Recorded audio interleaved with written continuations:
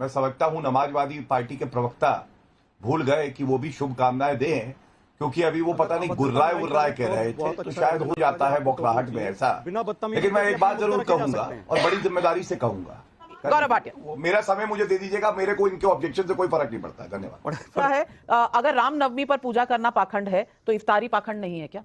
नहीं ना, केवल अपने तो फिर रामगोपाल यादव जी ने क्यों कहा ये पाखंड है, मैं पाखंडी नहीं हूँ? ईद पर तो ऐसा नहीं कहते, इफ्तार पर तो ऐसा नहीं कहते। रामगोपाल जी ने ये कहा। अखिलेश यादव तो अपने आप को हिंदू बताते हैं।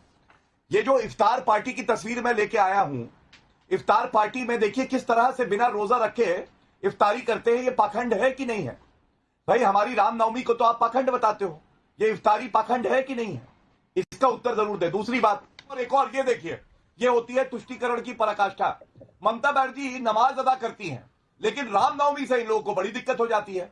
चलिए शुरू करते हैं। राजकुमार भाटी जी, पाखंड, राम का नाम लेना, रामनवमी पर राम की पूजा करना पाखंड होता है? ये जो लाखों लोग रोज जा रहे हैं राम मंदिर, वो सारे पाखंडी हैं? नाविका जी, अभी CSDS का एक सर्वे आया, उन्होंने जनता से पूछा कि मुख्य मुद्दे चुनाव के, मतलब आपकी समस्याएं क्या हैं, क्या मुद्दे होने चाहिए? तो 27% लोगों ने कहा कि बेरोजगारी, और 23% ने कहा महंगाई, और अन्य मुद्दे गिनवाए, किसानों की समस्या, महिलाओं की सुरक्षा। जनता के मूल मुद्दों को छोड़कर भारतीय जनता पार्टी और भारतीय जनता पार्टी का समर्थक मीडिया जनता को धार्मिक मुद्दों में उलझाए रखना चाहता है, पूरी तरह चुनाव को धार्मिक विषय पर केंद्रित करना चाहता है, राम के नाम पर वोट हासिल करना चाहता है, भगवान के नाम पर वोट हासिल करना चाहता है। तो इससे पता चलता है कि भारतीय जनता पार्टी और NDA और उनके समर्थक कितने घबराए हुए हैं। भगवान के नाम पर तो भीख भी मिल जाती है भिखारी को, वोट मांगनी है तो अपने काम के वोट नाम पर मांगो। अगर मोदी जी ने 10 साल में कुछ किया होता, मोदी जी ने जो लंबे लंबे चौड़े चौड़े वादे किए थे, जो लंबे लंबे बातें की थी, मैं काला धन ले आऊंगा, काले धन वालों की सूची उजागर कर दूंगा, किसानों की आमदनी दुगनी कर दूंगा, बुलेट ट्रेन चलाऊंगा, स्मार्ट सिटी बनाऊंगा, 2 करोड़ रोजगार दूंगा, रुपए की कीमत डॉलर के बराबर हो जाएगी, पेट्रोल डीजल 35 रुपए पे आ जाएंगे। जो ये सब्जबाग दिखाए थे, उन्हें पता है कि इनके ऊपर जनता नाराज हुई बैठी है और जनता इनको इस चुनाव में सबक सिखाने वाली है। इसलिए राम राम राम राम राम राम राम राम, भगवान भगवान, मंदिर मंदिर, ये रट रहे हैं। और ये भी देश और देश का बुद्धिजीवी वर्ग और देश के समझदार लोग अच्छी तरह समझ रहे हैं कि जो जितना अंदर से घबराया हुआ होता है नहीं, वो उतना ही गुर्राता है। ये 400 पार का नारा भी गुर्राहट है खाली। किसी को इस देश में विश्वास नहीं है कि बीजेपी की सीटें बढ़ रही हैं, बीजेपी की सीटें कम हो रही हैं। देश का कोई भी निष्पक्ष व्यक्ति, आखिरी 2 वाक्य बोल रहा हूं, देश का नक्शा फैला के मेज पे बैठ जाए और ईमानदारी से टिक मार्क करे कि कौन सी स्टेट ऐसी है जिसमें बीजेपी की सीट बढ़ रही है। हर स्टेट में कम हो रहे हैं, इसलिए बहुत डाउन जा रही है बीजेपी। कहीं 400-400 का केवल ये हवाई नारा है। गौरव भाटिया जी, जवाब दीजिए।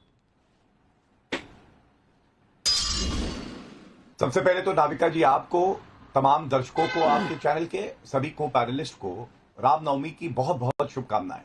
मैं समझता हूं समाजवादी पार्टी के प्रवक्ता भूल गए कि वो भी शुभकामनाएं दें, क्योंकि अभी वो पता नहीं गुर्राए कह रहे थे, तो शायद हो जाता है बौखलाहट में ऐसा। लेकिन मैं एक बात जरूर कहूंगा और बड़ी जिम्मेदारी से कहूंगा, समाजवादी पार्टी प्रोफेसर रामगोपाल यादव जुबानी करे भी अपनी बात रखी जा सकती है, अगर कहने के लिए आपके पास कुछ है तो।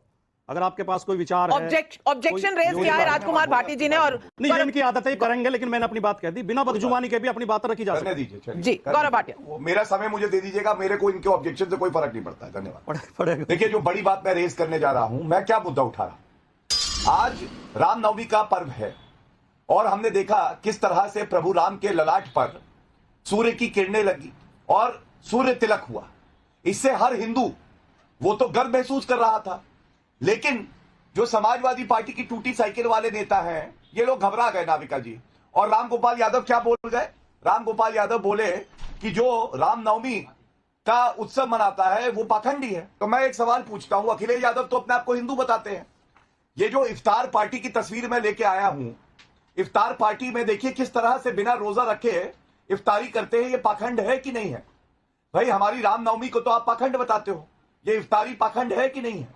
इसका उत्तर जरूर दे। दूसरी बात, आप देखिए, आज ही ममता बनर्जी ने क्या कहा है। ममता बनर्जी ने कहा ईद आई थी तो ईद पे तो शुभकामनाएं दी थी नाविका जी, और आज बोल रही हैं, उनका ट्वीट है कि दंगे होने का बहुत उम्मीद है, इसलिए संयम बनाए रखिए। अरे कानून व्यवस्था तो ध्वस्त है, आप मस्त है, तुष्टीकरण की राजनीति करती है।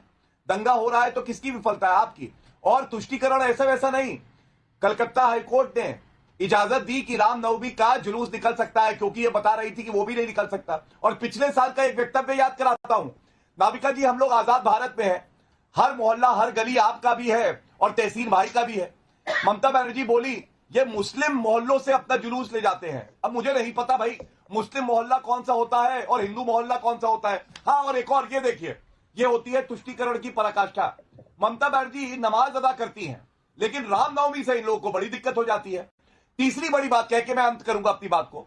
अरे भाजपा तो 370 प्लस लाएगी, नरेंद्र मोदी जी ने कह दिया एनडीए 400 प्लस। हमारी बात करना छोड़ो, ये बताओ कांग्रेस पार्टी कितनी सीटें लाएगी, समाजवादी पार्टी की कितनी सीटें आ रही है। पिछली बार तो 5 पे अटक गए थे, अभी 3 सांसद हैं, हो सकता है इस बार अंडा है 0। हमारी बात ये भी करते हैं, जनता भी मोदी जी का आशीर्वाद दे रही है और मोदी जी भी कह रहे हैं कि 370 प्लस आएंगी। इसका मतलब ये चुनाव तो भाजपा और एनडीए का चुनाव है ना। ये लोग तो अपनी बात करने की भी हिम्मत नहीं जुटा पा रहे। चलिए, सबके हाथ ऊपर जा रहे हैं। तहसीन जी आपके पास आ रही हूं, पर काउंटर का समय दूंगी 30 सेकंड का। राजकुमार भाटी जी, सवाल पूछा है, अगर रामनवमी पर पूजा करना पाखंड है तो इफ्तारी पाखंड नहीं है क्या? नहीं, ना रामनवमी पर पूजा करना कोई पाखंड नहीं है, ना रोजा रखना पाखंड है, ना नमाज पढ़ना पाखंड है। सबकी अपनी अपनी आस्थाएं हैं और हम सबकी आस्थाओं का सम्मान करते हैं। हम नवरात्र में भी बुलाए जाते हैं, उसमें भी श्रद्धापूर्वक जाते हैं, मंदिर में भी श्रद्धापूर्वक जाते हैं, ईद पे भी बधाई देने जाते हैं मुस्लिम भाइयों के घर पे। हम ऐसा नहीं है कि केवल अपने अपने त्योहारों से। रामगोपाल यादव जी ने क्यों कहा ये पाखंड है, मैं पाखंडी नहीं हूं? ईद पर तो ऐसा नहीं कहते, इफ्तार पर तो ऐसा नहीं कहते। रामगोपाल जी ने ये कहा कि वो पूजा नहीं करते, और हिंदू धर्म की ये सहजता और विशालता है कि हिंदू धर्म में कोई व्यक्ति मूर्ति पूजा करता है, वो भी उसका भी सम्मान है, कोई नहीं करता है, यज्ञ करता है, ईश्वर को निर्गुण निराकार मानता है, उसका भी सम्मान है। और कबीर ने कहा था कि कबरा मन निर्मल करो जैसे गंगा नीर। लेकिन किसी ने भी इसे पाखंड नहीं कहा था जो रामगोपाल यादव जी ने कहा। मैं आ रही हूं ईश्वरन जी, लेकिन पहले तहसीन पूनावाला, आपने प्राण प्रतिष्ठा यानी कि कांग्रेस पार्टी ने प्राण प्रतिष्ठा बॉयकॉट कर दी। अब राम का नाम लेने पर आपको लगता है कि अरे भाई राम के नाम पर वोट मांग रहे हैं। ये जो 150 वाला जो गिनती है, ये कहां से आई?